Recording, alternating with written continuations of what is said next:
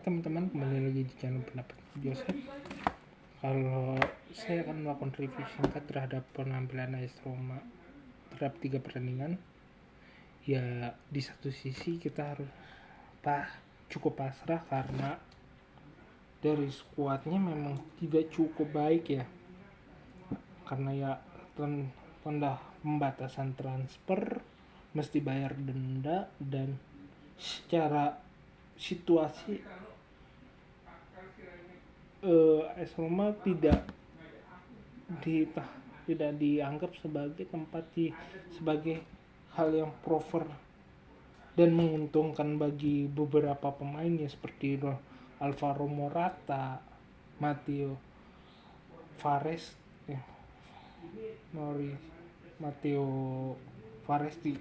silakan kritik, ataupun Gianluca Semanka. Meskipun dalam kasus Faresti dan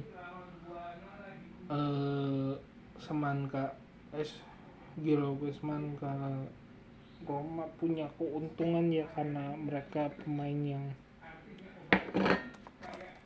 lahir dari Primavera. Dalam situasi tidak menguntungkan AS Roma, karena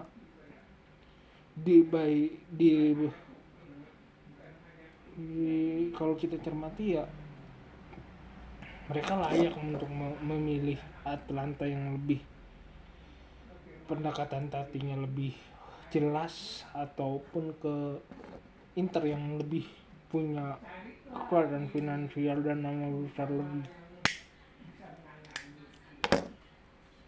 Walaupun di satu sisi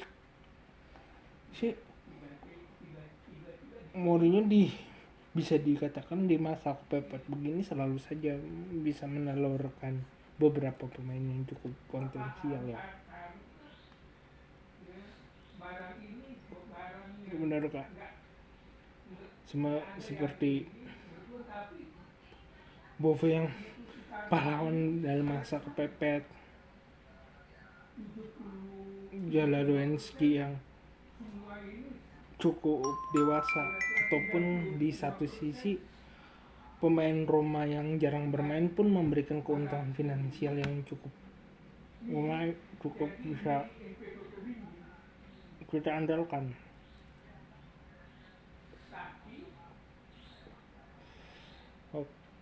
Seperti itu sih. Kedepannya ya,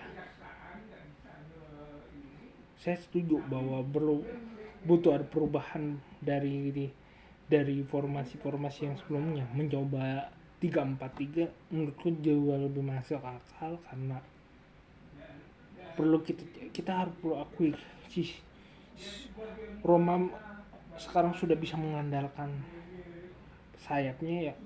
Itulah yang dimaksimalkan ketimbang berharap bola mati yang benar-benar sekarang situasinya tidak menguntungkan. Walaupun jika kita lihat dalam wacana lebih luas, saya lebih tetap percaya dengan skuad Roma yang sekarang setidaknya bisa memberikan permainan yang positif. Tapi harus dilihat juga apakah secara situasi benar-benar menguntungkan. Dalam arti luas, kita mesti mengatakan hari ini belum ada yang pasti dalam skuad Roma ini. Berpotensi berprestasi iya, tapi juga berpotensi kacau juga iya.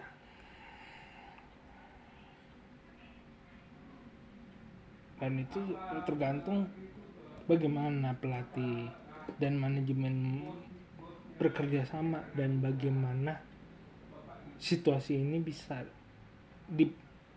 membuat pemain percaya pada manajemen dan percaya pada pelatih. Singkat itu juga fit sistem yang sama.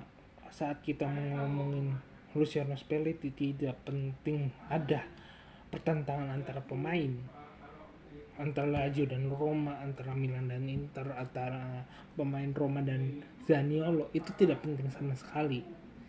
Karena yang sangat penting untuk Italia hari ini adalah bagaimana pemain bermain efektif untuk meraih poin. Singkat,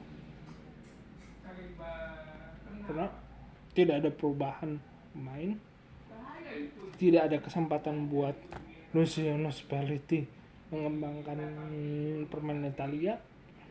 Itu akan terjadi dalam 3-4 bulan ke depan. Dan situasi sekarang ya, dia harus berharap semua klub